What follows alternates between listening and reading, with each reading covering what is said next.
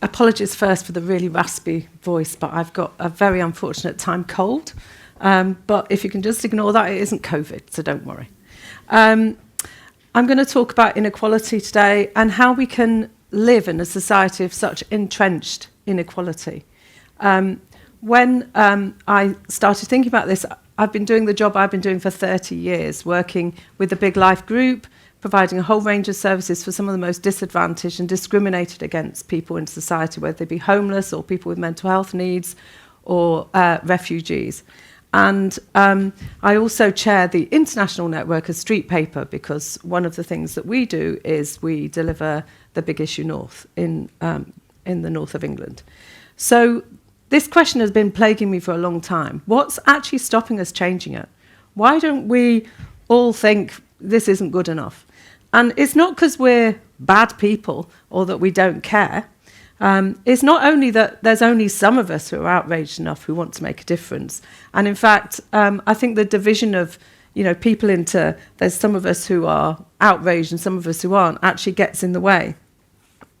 But this idea came into kind of stark focus recently when I started becoming irrationally angry when I heard people talking about Ukrainian refugees, and I didn't know why, until I realised that we had started to distinguish between refugees, the Ukrainian ones and the others. We've got hundreds of Syrian and Afghani refugees holed up in hotels, whilst we're welcoming Ukrainian refugees into our homes.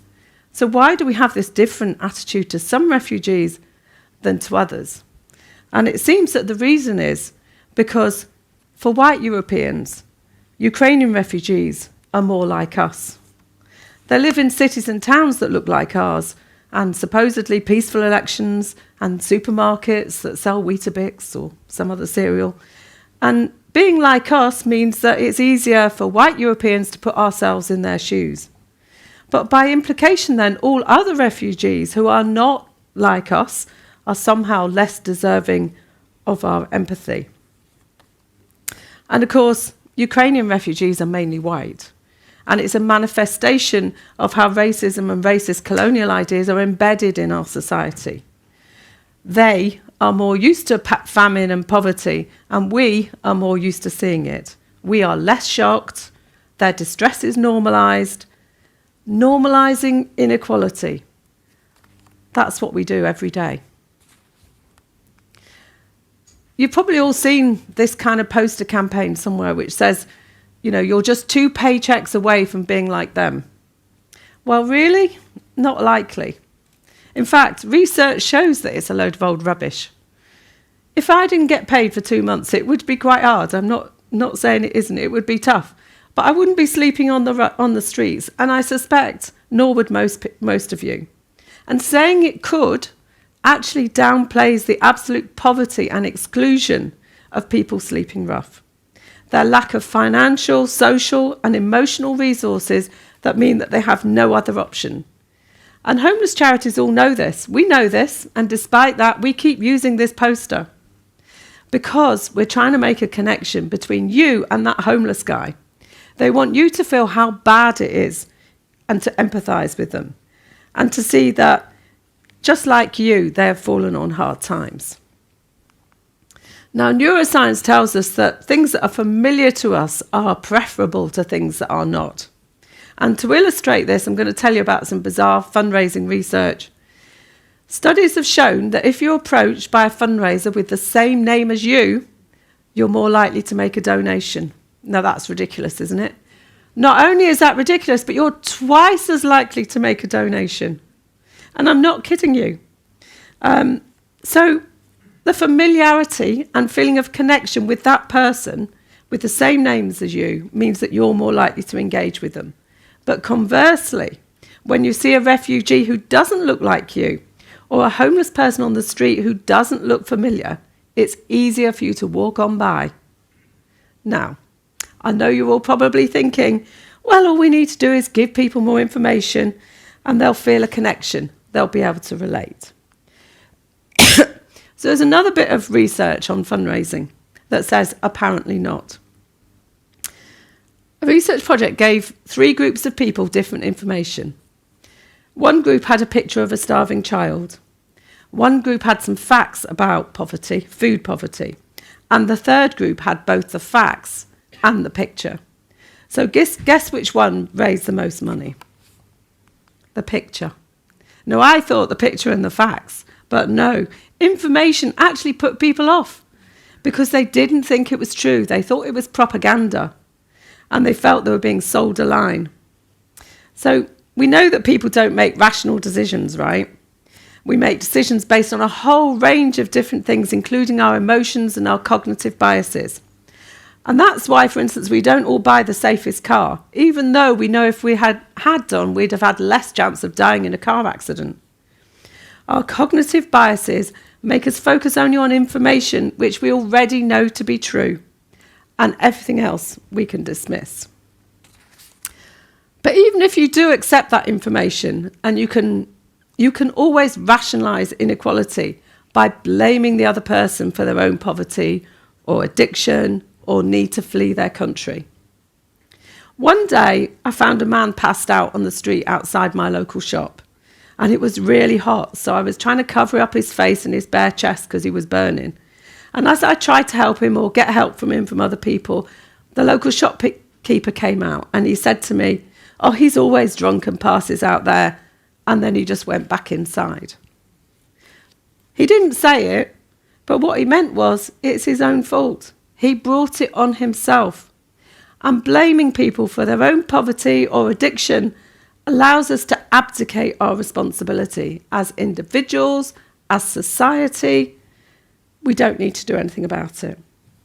And blaming and shaming has been a staple of public policy for years.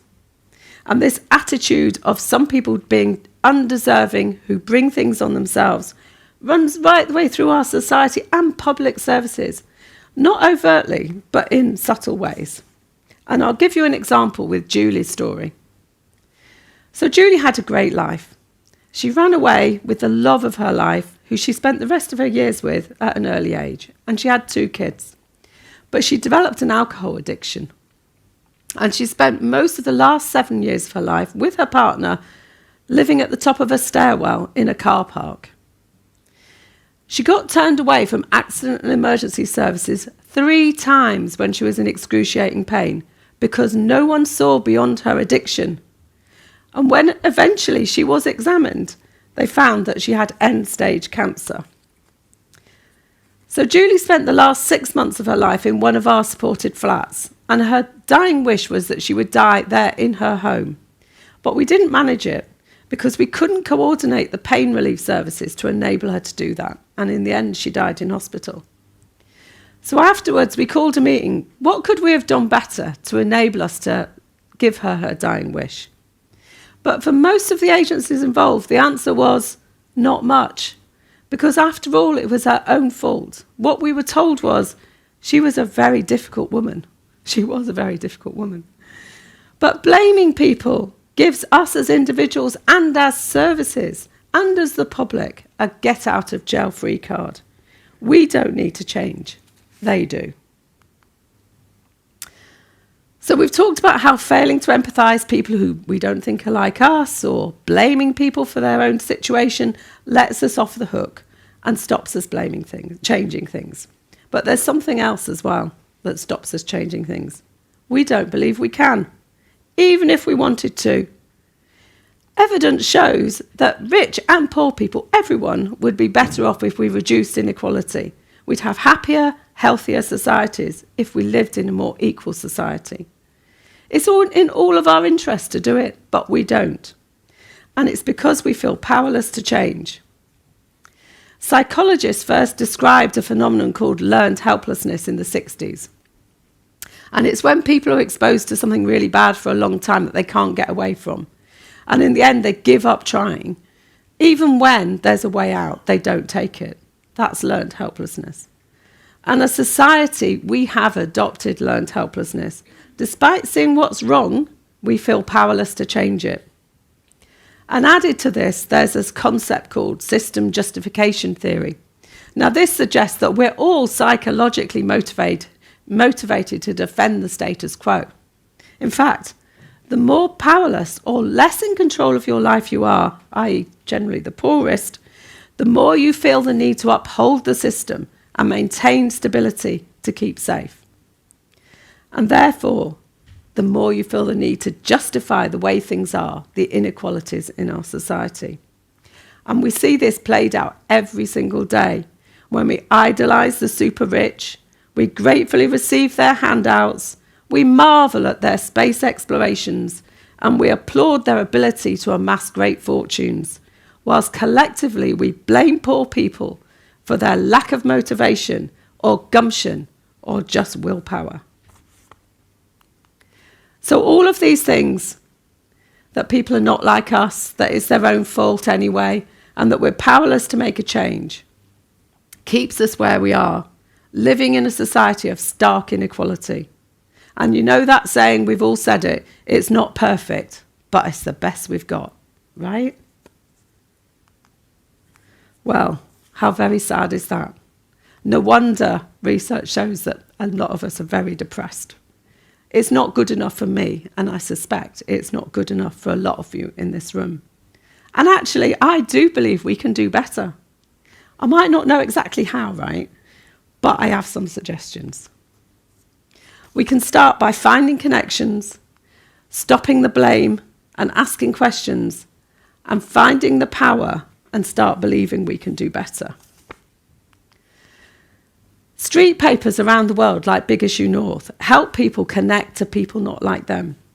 Vendors say that social connection is one of the main reasons for selling the magazine, second only to earning an income. And many people who buy magazines from vendors do so because they value the interaction, the chance to have a conversation with someone whose life experience is different to theirs, but often in surprising ways, very similar. Street papers offer an opportunity to break down barriers and build connections.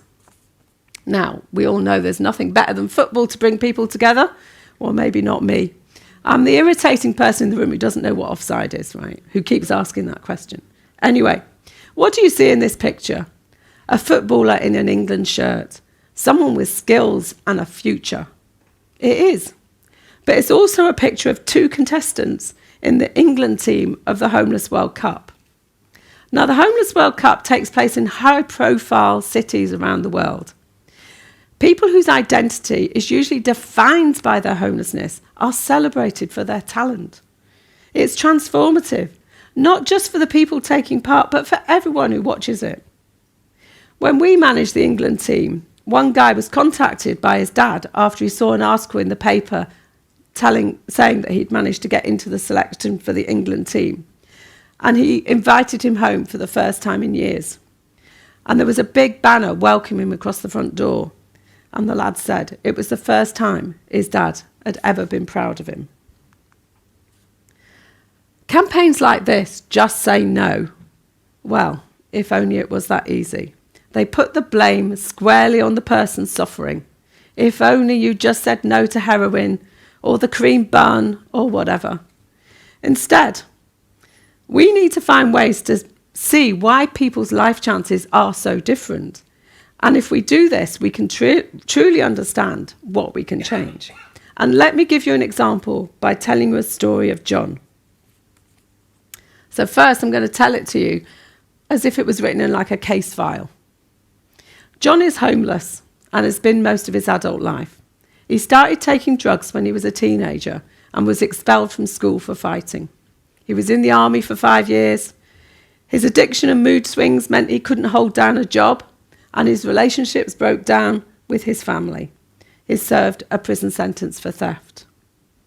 Now I'm going to tell you the story in the way he told it when we asked, what happened in your life? John had a happy family home. He had 2 sisters, and his dad used to take him to the football. He found it difficult to concentrate at school, and when he went to secondary school, he was bullied and called thick. And he got expelled for fighting. His second school wasn't so bad, though. But then he went to Hillsborough with his dad on the day of the disaster, and he just remembers there was bodies everywhere, and he couldn't sleep after that, and he didn't want to go back to a match either, and nor did his dad. He just wasn't the same. He just seemed to withdraw. John started using cannabis because it helped him block out all the bad stuff. And then one day, someone gave him heroin and he loved it. It just made him feel like nothing mattered anymore. He kept on using on and off, and then he joined the army. And he did a tour in Northern Ireland, which he describes as pure adrenaline. When he left the army, he moved in with his girlfriend, bought a wagon, and started working on the motorways, and had 2 kids. But he kept losing his temper, and his girlfriend eventually threw him out, saying that the drink and drugs got too much. He moved back in with his mum, but when she died, he lost it. And he was too messed up to work anymore, so he started stealing to feed his habit. And that was how he ended up in jail. When we stop trying to find out what's wrong with John, but ask what happened to him, we can see what we as society and as services could have done differently. We could have assessed his learning needs and got him support. We could have stopped the bullying and not expelled him from school. We could have given him and his family therapy to deal with the trauma of Hillsborough and then the army, etc., etc. If we stop blaming people and start asking what happened, we can see what needs to be done. We can see the change we need to make. And finally, believing in better. So, if we're passionate about inequality, it's easiest to bang on about inequality all the time and tell everyone how bad it is. But we know this doesn't change anything. I've already explained, information doesn't change anything. And constantly reinforcing information just makes us feel guilty or sad or angry, and it doesn't necessarily lead to change. Because after all, it's the best we've got, isn't it? What drives change is when we can clearly see something more desirable than what we already have. So I'm going to go back to my car analogy, which I know isn't great when we're in a climate crisis and all that, but stick with it. It's because I think we have a lot to learn from car salesmen. We see a new car, it smells good.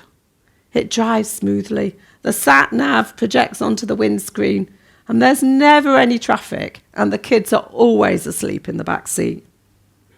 Do you see it? And then you go and get in your car. There's bits of food ground into the back seat from the journeys with the kids where you've tried to pacify them. There's a bit of a damp dog smell. The phone is your navigation system, and it's a bit hard to see. And the gears are a bit jerky, and an automatic would be so much better. Suddenly, even if you didn't want a new car before, you now need one. Not want, you need. And visualising a better world, not accepting that what we've got is the best there is, has got to be part of making change happen. We can't just keep harping on about how bad things are. If we want to change the world, we need to be car salesmen.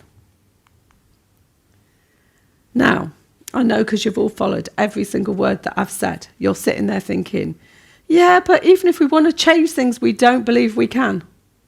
Well, I don't know if you had this experience at all, but at the end of 2020, when we were still in the grips of COVID nightmare and there were months of worry and loss and upset, I had a moment of real clarity. I realised that overnight we had housed rough sleepers. We'd massively reduced our carbon footprint. And every neighbourhood had a WhatsApp group offering support to people when they needed it. And it really made me see the power we have. We can eradicate homelessness. We did.